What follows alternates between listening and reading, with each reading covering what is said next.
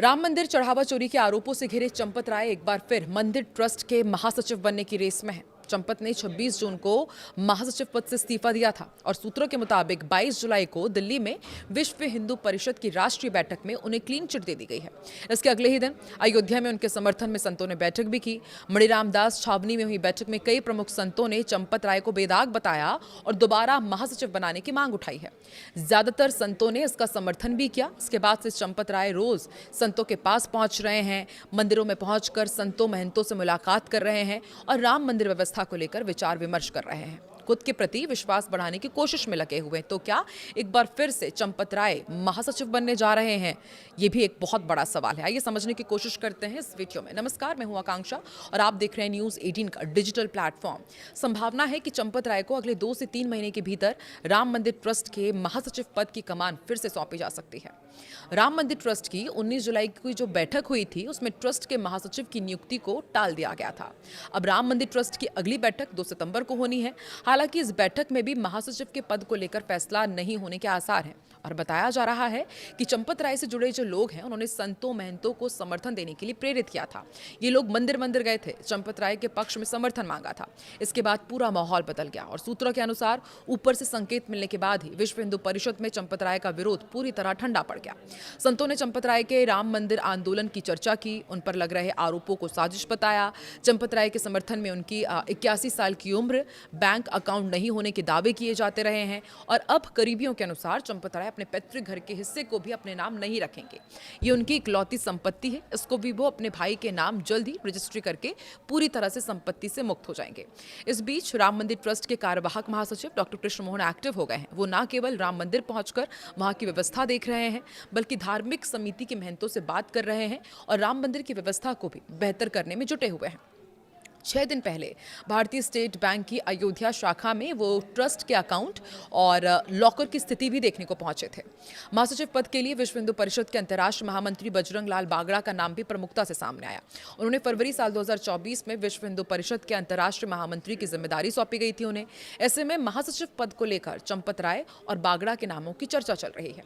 चंपत राय अयोध्या में ही तीर्थ क्षेत्र भवन में रहकर चातुर्मास के दौरान मौन व्रत कर रहे हैं। सूत्रों का दावा है कि व्रत पूरा होने के बाद उनकी प्रतिष्ठा बहाल करने की कोशिश होगी। फिलहाल चढ़ावा चोरी की जांच कर रही एसआईटी की फाइनल रिपोर्ट का इंतजार किया जा रहा है और इस बीच चंपत राय अयोध्या में ही रहकर ट्रस्ट से जुड़े निर्णयों में यानी कि फैसलों में अपनी सहमति असहमति जता रहे हैं। चढ़ावा चोरी मामले में मंदिर ट्रस्ट के महासचिव चंपत राय और ट्रस्टी डॉक्टर अनिल मिश्रा ने 26 जून को इस्तीफा दिया था। 25 जून की देर शाम ट्रस्ट के सदस्य कृष्ण मोहन की शिकायत पर पहली एफआईआर दर्ज कराई गई थी। इसमें चंपत राय, डॉक्टर अनिल मिश्रा समेत अन्य बड़े पदाधिकारियों के नाम नहीं थे। इसके बाद देर रात रामशंकर यादव, टिन्नू समेत 8 आरोपियों को गिरफ्तार किया गया था। चढ़ावा चोरी मामले में जेल में निरुद्ध 8 आरोपियों की न्यायिक अभिरक्षा 12 दिन और बढ़ा दी गई है। सोमवार को विशेष न्यायाधीश भ्रष्टाचार निवारण अधिनियम रजत वर्मा की अदालत ने सभी आरोपियों की वीडियो कॉन्फ्रेंसिंग के जरिए पेशी की थी। न्यायालय ने सुनवाई के बाद आरोपितों को 22 अगस्त तक न्यायिक अभिरक्षा में यानी कि जुडिशियल कस्टडी में जेल भेजा था। अब तक आरोपियों की रिमांड 5वीं बार बढ़ाई गई है। आरोपियों को जेल से ही कोर्ट में पेश किया गया।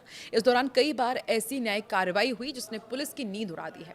आरोपियों ने नया दांव चलते हुए कस्टडी की कई धाराओं पर अब सवाल उठाए हैं और केस डायरी तलब करने की मांग की है। अभियोजन ने सोमवार को आपत्ति प्रस्तुत कर दी है। पुलिस की तरफ से आपत्ति में क्या बातें कही गई हैं, इस पर अभियोजन और पुलिस के अधिकारी कुछ भी बोलने को तैयार नहीं है। हालांकि आपत्ति की प्रति दाखिल नहीं की गई है। कोर्ट ने अभियोजन को आपत्ति की प्रति दाखिल करने का आदेश दिया है और 12 अगस्त की तारीख तय की है। चोरी का मामला सामने आने के बाद पुलिस ने 8 आरोपियों को 25 जून को गिरफ्तार किया था। इसके बाद से सभी 8 आरोपी न्यायिक अभिरक्षा में हैं। न्यायालय में वीडियो कॉन्फ्रेंसिंग के जरिए उनकी नियमित पेशी हो रही है और प्रत्येक रिमांड पर न्यायालय प्रकरण की प्रगति और अभियोजन की ओर से प्रस्तुत तथ्यों को देखा जा रहा है। राम मंदिर में दान चोरी का मामला सामने आने के बाद राम मंदिर ट्रस्ट के अनुरोध पर योगी सरकार ने लखनऊ मंडल आयुक्त विजय विश्वास पंत के नेतृत्व में 3 सदस्यीय जांच कमेटी गठित की थी। इस एसआईटी ने 25-26 और 24-25 के वित्तीय वर्ष से संबंधित लेखा जोखा की पड़ताल की थी। अब जांच ट्रस्ट के गठन के समय से यानी कि साल 2020-21 से शुरू की गई है। मामले में दरअसल ये सामने आया है कि जांच के क्रम में नए के अलावा पुराने कर्मचारियों को भी तलब किया गया है। सभी के बयान दर्ज हो रहे हैं। इसके बाद उनसे पुलिस अधिकारी अलग अलग सवाल का जवाब मांग रहे हैं। विरोधाभासी बयानों से बचने के लिए इस प्रकार से पूछताछ चल रही है। राम मंदिर में दान राशि की गणना में लगे आधा दर्जन कर्मचारियों से पहले पूछताछ हुई थी। सुप्रीम कोर्ट के निर्देश के बाद आईजी किरण एस की अध्यक्षता वाली एसआईटी ने राम मंदिर ट्रस्ट के गठन के बाद से ही यहाँ काम करने वाले सभी कर्मचारियों को बुलावा भेजा है।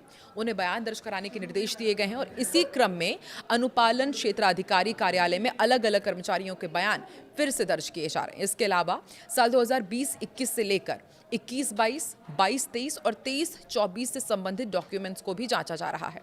राम मंदिर के चढ़ावा चोरी मामले को लेकर अभी भी अयोध्या में हलचल तेज है। एसआईटी जांच के बीच व्यवस्था में लगातार बदलाव हो रहे हैं। बैंक प्रबंधन की तरफ से एसओपी के अनुपालन के तहत दान राशि गणना कार्य में सेना से रिटायर 10 बैंक कर्मियों को गणना कार्य की जिम्मेदारी सौंपी गई है। बैंक प्रबंधन ने इस बार पारदर्शी, ईमानदार, व्यवस्थित गणना सुनिश्चित करने के लिए फैसला लिया है।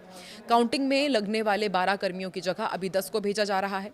अयोध्या राम मंदिर में कथित चढ़ावा चोरी मामले की स्वतंत्र जांच की मांग वाली 4 याचिकाओं पर सुप्रीम कोर्ट में सुनवाई टल गई है और अब सुप्रीम कोर्ट में 17 अगस्त को अगली सुनवाई होगी। Chief justice Suryakant, justice Joymalya Bagchi और वी मोहना की बेंच को एक वकील ने बताया कि उत्तर प्रदेश सरकार की तरफ से पेश हो रहे सॉलिसिटर जनरल तुषार मेहता संयुक्त राष्ट्र में एक कार्यक्रम में शामिल होने गए हैं और इसलिए सुनवाई को टाल दिया जाए। बेंच ने सुनवाई टालने की अर्जी पर सुनवाई करने पर सोमवार को सहमति जताई थी। Chief justice Suryakant, justice Joy Mallya और जस्टिस वी मोहना की बेंच ने वकील ने बताया कि उत्तर प्रदेश सरकार का मामले में पक्ष रख रहे सॉलिसिटर जनरल तुषार मेहता एक कार्यक्रम में शामिल होने के लिए डेलीगेशन के साथ संयुक्त राष्ट्र गए हुए हैं। पीठ ने सवाल किया कि क्या मामले सुनवाई के लिए सूचीबद्ध हैं। वकील ने कहा कि हां, कृपया इन पर अगले हफ्ते सुनवाई करें। बेंच इस अनुरोध पर विचार करने पर सहमत हो गई है और सर्वोच्च न्यायालय ने, आपको बता दें कि 27 जुलाई को अयोध्या राम मंदिर चढ़ावा चोरी मामले की जांच के लिए पुलिस महानिरीक्षक यानी कि आईजीपी किरण एस की अगुवाई में 4 सदस्यों वाली एसआईटी के गठन का संज्ञान लिया। पीठ ने उत्तर प्रदेश सरकार से जांच टीम में एक फॉरेंसिक ऑडिटर को भी शामिल करने के लिए कहा था। पीठ ने एसआईटी को 2 हफ्ते में स्थिति रिपोर्ट सौंपने के निर्देश दिए हैं। सुप्रीम कोर्ट के निर्देश के बाद राम मंदिर में चढ़ावा चोरी के मामले की जांच ने फिर रफ्तार पकड़ी है। नई एसआईटी के गठन के बाद जांच तेजी से आगे बढ़ रही है। इस मामले पर राजनीतिक बयानबाजी भी लगातार हो रही है। विपक्ष सरकार पर आरोप लगा रहा है। आपको याद होगा 7 अगस्त को सपा सांसदों ने सदन के बाहर, संसद परिसर के बाहर प्रदर्शन भी किया था और अयोध्या स्थित राम मंदिर चढ़ावा अनियमितता मामले की निष्पक्ष जांच और दोषियों के खिलाफ कार्रवाई की मांग की थी। सपा सांसदों ने आरोप लगाया कि करोड़ों श्रद्धालुओं की आस्था से जुड़ा यह मामला बेहद गंभीर है, लेकिन सरकार इस पर चर्चा से बच रही है। सपा सांसद धर्मेंद्र यादव ने कहा था कि जब तक आरोपियों के खिलाफ कार्रवाई नहीं होती तब तक उनका आंदोलन जारी रहेगा।